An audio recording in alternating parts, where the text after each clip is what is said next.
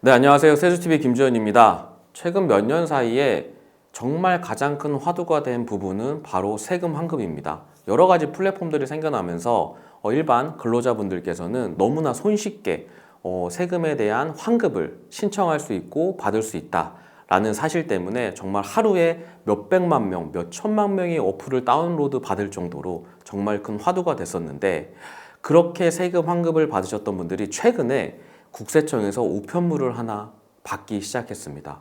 바로 과세 예고 통지라고 하는 세금을 잘못 냈으니까 다시 납부해야 된다 라는 우편물을 받으셨을 텐데요. 오늘 영상에서는 왜 이런 우편물이 내 집에 오게 됐고 앞으로 어떻게 대응할 수 있는지에 대해서 말씀드리도록 하겠습니다. 네, 최근에 국세청에서는 보도자료가 많이 나오기 시작했어요. 3.3 같은 세무 플랫폼들에 대해서 과연 부당환급이 있었는지 없었는지 일제 점검을 하겠다라는 기사 보셨을 겁니다. 작년 한 해 정말 많은 국민분들이 세금 환급에 대한 경정 청구를 신청을 하셨던 것 같아요. 실제 통계 자료만 봐도 작년 상반기에만 65만 건에 해당한다고 합니다. 과연 이 65만 건에 대해서 많은 분들이 신청도 하고 환급을 받으신 분들도 있고 또 환급을 못 받으신 분들도 있을 것 같아요.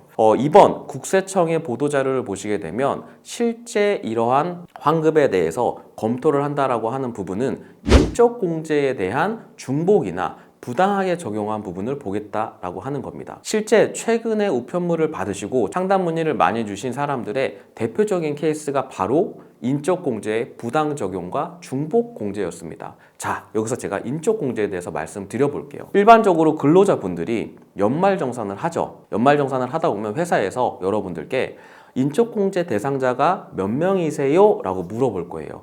인적공제 대상자가 몇 명이냐? 라고 할 때 많은 분들이 보통 어떻게 하시죠? 우리 부모님 은퇴하셨고 그러면 우리는 부모님 2명, 나는 자녀가 아직 어리니까 자녀 2명, 와이프는 배우자는 맞벌이니까 안 되겠지? 라고 해서 보통 이런 식으로 하신단 말이에요. 근데 이 인적공제가 굉장히 우리 세금에 미치는 영향이 크다라는 사실 혹시 알고 계셨나요?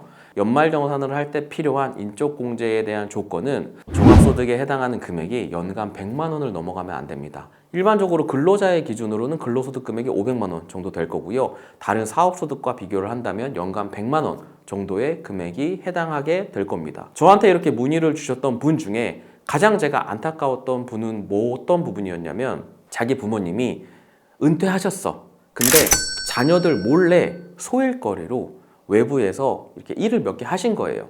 근데 그게 연간 100만 원의 소득 금액이 넘었던 사례입니다. 그러다 보니까 자녀분들도 우리 부모님이 어떤 일을 하시는지 몰랐었죠. 몰라서 3.3에 들어가서 내가 생각보다 세금을 많이 낸 것 같아서 검토를 한 거예요. 그래서 우리 부모님도 인적공제 대상자에 넣어서 세금 환급 신청을 했더니 정말 세금 환급이 나오게 됐었던 겁니다. 근데 정말 이 2월달 초에 우편물들이 막 쏟아졌어요.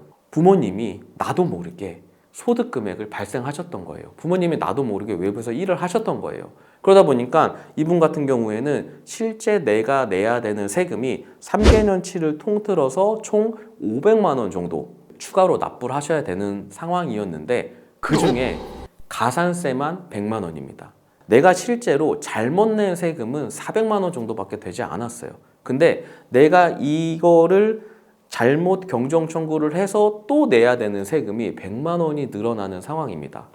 이렇게 국세청에서는 인적공제를 중복 적용하고 아니면 잘못된 적용한 이러한 부분들에 대해서 과세예고 통지를 다 통보를 했고, 이걸 받은 소비자분들은 솔직히 말씀드리면 정말 방법이 없습니다.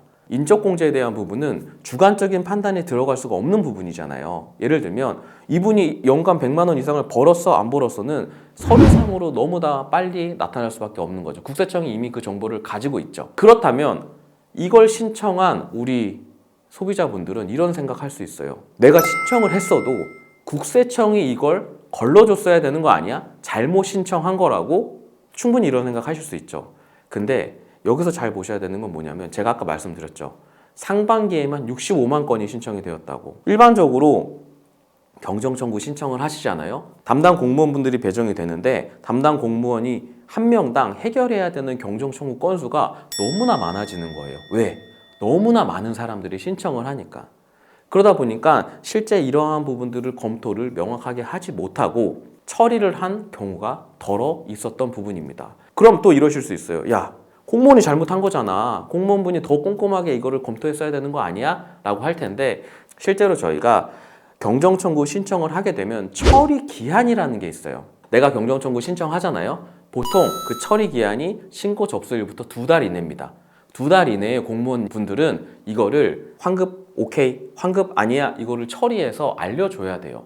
그러다 보니까 너무나 많은 일들이 몰려있는 상황에서 이러한 부분을 꼼꼼하게 보기는 좀 어렵지 않았나 라는 상황입니다. 그러다 보니까 소비자분들은 야, 그러면 이 어플이 잘못한 거 아니야? 야, 3.3 어플에서 조금 더 내가 면밀하게 검토할 수 있도록 알려줬어야 되는 거 아니야? 가이드를 줬어야 되는 거 아니야? 왜? 이러한 세무 플랫폼들이 이 환급받은 금액을 기준으로 수수료를 받아갔었단 말이죠. 하지만 실제 이러한 세무 플랫폼을 많이 이용해 보신 분들은 알겠지만 입력을 누가 하죠? 내가 하게 되어 있어요. 이게 무슨 의미냐면 질문이 나옵니다. 인적공제 대상자가 몇 명이고 누구신가요? 라고 했을 때 그 입력을 누가 해요? 신청하는 소비자, 근로자 본인이 하게 되어 있습니다. 그러다 보니까 실제 내가 잘못 입력을 한 부분을 가지고 이 세무 플랫폼이 책임을 질 거냐, 혹은 이거를 신청을 받아서 환급을 내준 국세청이 책임을 져야 되냐 라고 하는 부분들에 대해서 굉장히 말들이 많이 나오고 있는 상황입니다.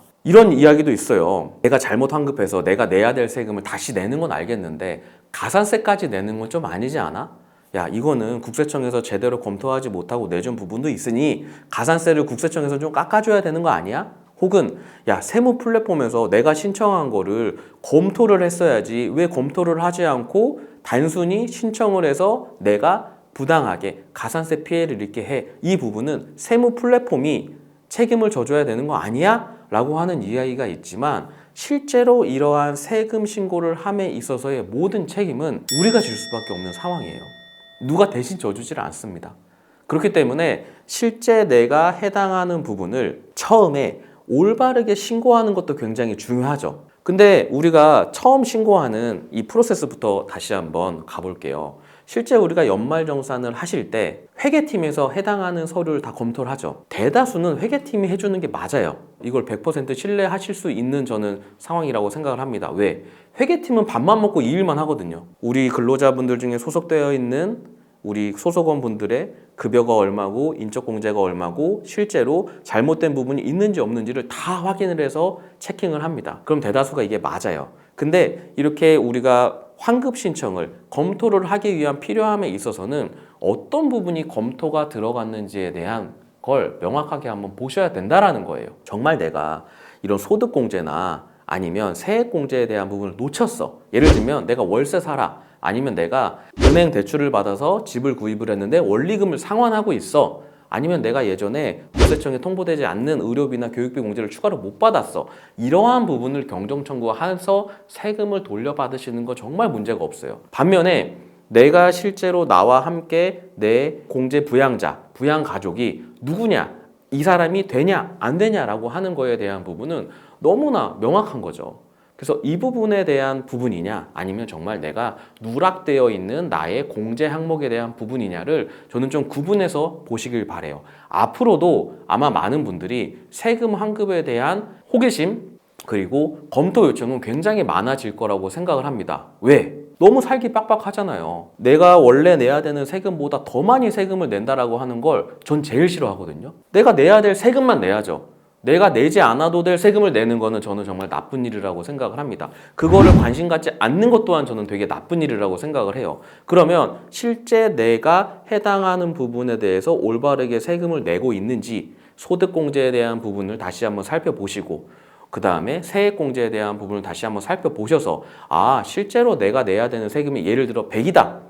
100만큼 냈구나. 그럼 난 괜찮은 거구나. 아니면 내가 실제로 이러한 부분에 대해서 환급 신청을 해서 받아도 나중에 문제가 없는 상황이구나 라는 부분이 생기신다 라고 해야 경정 청구를 할 수가 있는 거예요. 그래야 향후에 내가 환급을 받고 나서 이 부분을 다시 세금을 내고 또 이 세금을 미리 환급을 받아서 잘못 신고한 거에 대한 가산세까지 내는 일은 없어야 된다라는 거죠. 우리가 실제로 많은 분들이 좀 급해요. 세무 플랫폼을 들어가 봤더니 29만 9천 원 환급 받을 수 있다고 나오는 거예요. 그럼 마음이 어때요? 바로 신청해야 될 것 같잖아요. 30만 원이 작은 돈이 아니잖아요. 그러다 보니까 막 신청을 하게 된단 말이에요. 근데 이걸 조금만 더 검토를 해보시고 진행을 하시면 실제 이러한 향후에 발생할 수 있는 리스크를 영어로 만들 수도 있는 거예요. 그럼 이러실 수 있어요. 야, 김세무사, 30만 원 지금 돌려받는 게 낫지 나중에 돌려받으면 그게 뭐야? 라고 하실 텐데, 내가 돌려받아야 될 올바른 세금을 안 돌려받고 있잖아요. 나라에서 이자를 줍니다. 2% 정도의 이자를 쳐서 환급 가산금을 돌려줘요.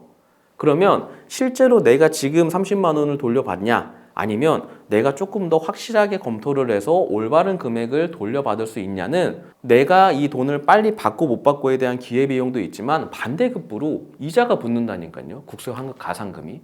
이러한 부분까지 생각을 하신다면 실제 내가 국세청에 어떠한 서류를 제출하고 검토 요청을 할 때는 조금은 더 면밀하게 검토를 하셔야 되고, 좀 헷갈리는 부분이 있으시다 라고 하면 상담을 받으시고 난 후에 신청을 하시는 것을 추천을 드립니다. 이렇게 영상을 보시는 분들 옆에는 굉장히 편리하게 이용할 수 있는 세무 플랫폼들이 너무 많아지고 있습니다. 저는 그러한 플랫폼들이 더 많아지는 게 더 좋은 것 같아요. 그래야 많은 분들이 세금에 대한 관심도가 높아질 거거든요. 하지만 이러한 편리한 기술을 활용함에 있어서는 결국 책임에 대한 부분은 본인이 질 수밖에 없다라는 사실 또한 꼭 기억을 해주시길 바라겠습니다. 오늘 영상 도움되셨다면 구독과 좋아요 부탁드립니다. 감사합니다.